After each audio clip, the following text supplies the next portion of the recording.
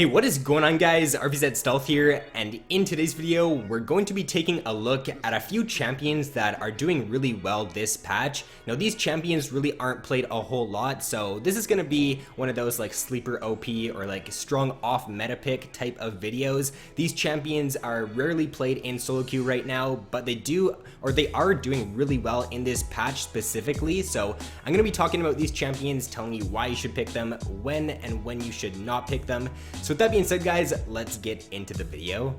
So the first champion I want to talk about is going to be Talon. Now, why is Talon strong in this patch? We are seeing a lot of very immobile champions being played right now in the mid lane and for AD carry. I think Syndra and Lux are two of the most picked mid laners this patch. I know that Syndra, I think she's the 4th most picked mid laner this patch according to stats, and then Lux is like the 6th or 7th most picked mid laner. And Talon does really well in those matchups against those skill shot reliant squishy mages. Now, the reason why Talon can do well against a Syndra or against a Lux is because they are skill shot reliant, and if Talon can use his E correctly to dodge those skill shots, then he's going to do really well in that matchup. For example, Syndra relies on most of her damage coming from her Q, and when you're playing as Talon, when Syndra tries to throw a Q down at you, with Talon you can just jump on her with your E and win a very easy trade, and you can use that when you're level 6 especially to just get a really nice all-in off on her, and if she doesn't have flash up, then you're probably just going to be able to burst her down really quickly. He also does have a fairly easy 100-0 combo. I wouldn't say that he's a very hard mid lane champion, but he's also not like the easiest mid laner either. Once you do get his 100-0 combo down though, it's very effective in mid to late game team fights, and there really is very little counterplay to it, because unless the enemies do have a pink ward, then they're not going to see you coming in. You're going to use your E to jump on them, use your W, pop your ultimate, and then you're probably just going to end up bursting them down before they can even do anything, especially if like they don't have a gap closer. If it's someone like a Jinx or a Twitch, then it's very easy for Talon to just take them out in every single team fight. So when should you not pick Talon? I would definitely look to pick him against those immobile mages or skill shot reliant mages, also against those low mobility AD carries too, because it's just very easy for Talon to jump on them and burst them down in team fights. I would not pick him though if the enemy team does have a Janna. I feel like it's very hard to do well against a Janna as Talon, especially if you're team fighting. Even if you do jump in on the AD carry, if the Janna is standing beside her AD carry, she can just pop her ultimate and then you're kind of useless. You're really not going to be able to do too much unless you can get like an instant burst off on the AD carry and just completely one-shot them. And also, I would not pick him if your team does lack wave clear. Talon's wave clear is pretty unreliable. Although he does have decent wave clear with his W, he does have to get up close or pretty up close to use that. It's not something like a Victor E or something like a Luxie that can clear a wave from a distance. The next champion is going to actually be AP Kog'Maw. Now, I was taking a look at a bunch of statistics for this patch, and AP Kog'Maw actually has the 5th highest win rate right now for any mid lane champion. Now, AP Kog'Maw, we saw it quite a bit like last season. It was even played like in the LCS and in competitive play. With the rework to Kog'Maw though, it kind of fell off a little bit, and like AD carry Kog'Maw and even like jungle Kog'Maw became pretty popular. But after playing AP Kog'Maw, I can see like the potential of this pick. It definitely can do really well if you can get to the mid to late game. Once you do get your core items on AP Kog'Maw, once you've got like your Luden's Echo, once you've got your tier stacked, and once you've got like a Void Staff, he can do so much damage in team fights. I was taking a look at some of like the best AP Kog'Maw players in NA, and every single game they top the charts in damage dealt. Even when they're not doing very well, or even when they're like feeding, they still end up dealing the most damage per game, which is just really insane. He does also have very good like zoning in team fights with his E. His E is a very strong tool like for AP Kog'Maw because number 1, it does deal quite a bit of damage, and number 2, you can use that to just cut off choke points and just stop the enemies from engaging on you. You also can stay at a pretty safe distance in teamfights with Kog'Maw. Your ultimate is your main source of damage as well as your E, so those are pretty long range abilities, and it does allow you to just stay out of range of those long range skill shots like a Syndra E or like a Lux Bind. And he's also great in this squishy meta right now. We're really not seeing a whole lot of tank champions being played, at least recently, and therefore Kog'Maw can do really well because he does struggle a little bit against tank champions just because he's not really a tank shredder when he is AP Kog'Maw. Now, as for when you should not look to pick AP Kog'Maw, I would look to pick him if your team is lacking wave clear. Kog'Maw's wave clear is insane with his E ult combo. His E ult can one-shot a wave, and if he does have Luden's Echo, then it just allows him to wave clear very, very nicely. Also, I would look to pick him against squishy comps more than like against tank comps. He does struggle a little bit if the enemy team does have like a full tank comp, just because AP Kog'Maw really isn't a tank shredder.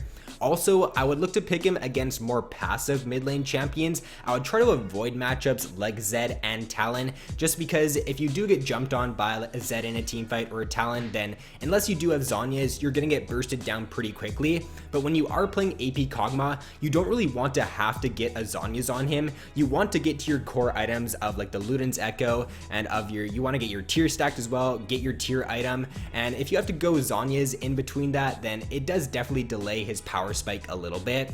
And also, unless you're really confident in your Kog'Maw, then I would try to avoid like long range engaged champions. So someone like a Leona or an Ashe, Kog'Maw can do a little bit worse against, just because if he does get caught out by an Ashe ult in a team fight, then he is probably going to get bursted down pretty quickly. Next up is going to be Nocturne. So I actually think that Nocturne is in a pretty good spot right now. We are seeing a lot of immobile champions being played, especially in the AD carry role, and Nocturne can do a really good job at punishing them if they do miss position. If Nocturne does see like the enemy Jinx or the enemy Misfortune just out of position a little bit in a team fight, he can ult in, burst them down, and if you do get ahead with Nocturne like in the early game and you do get your core items, then your 100-0 is really, really strong, and it's just so hard to play AD carry against a Nocturne if the Nocturne does get fed. He's got really good level 6 ganks too. His ultimate, it's pretty much a free gank wherever you do go at level 6. You can lane gank as Nocturne too with his ultimate, which is very effective.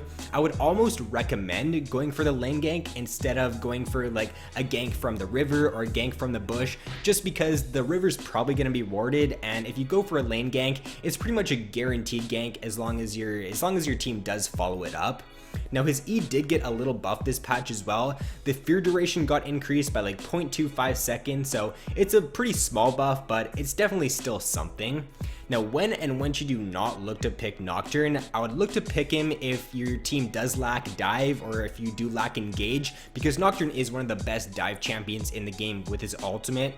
I would also look to pick him if the enemy team is a pretty squishy comp, just because Nocturne does struggle a little bit against like tank champions and against like CC champions as well. So if the enemy team does have like a very strong backline, if they have like an Alistar or someone who can just like knock you away from their AD carry, then I wouldn't pick him in that situation. I also wouldn't pick him against a Janna, just because Janna pretty much hard counters every hard engage or like hard dive champion. And to round out this video, my final pick is going to be Kayle jungle. Now Kayle jungle right now has an insane win rate at around 60%.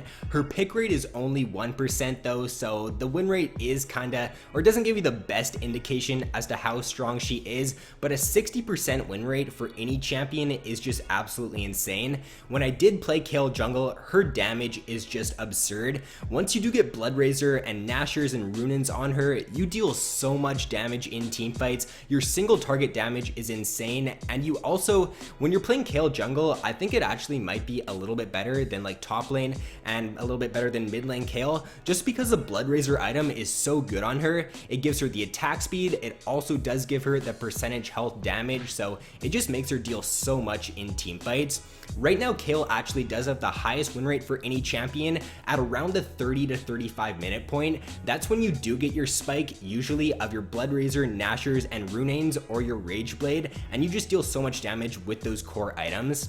She's a fairly easy to play champion too. She doesn't take a whole lot of skill. She doesn't have any skill shots in her kit, and her ultimate is a great ability too, which is pretty easy to use. I think that her ultimate is especially strong in this meta because we're seeing a lot of burst champions being played and a lot of high damage champions, and if your AD carry does get caught out, like if your AD carry is someone like a Jinx or a Twitch or Misfortune and they do get caught out, then you can pop your ultimate on them and just allow them to stay alive and deal more damage in team fights. I think her ultimate is really good paired up with someone like a Jinx, just because the longer you keep that Jinx alive, the longer she's going to be able to get that passive proc, and then she's just going to be able to go off in that team fight.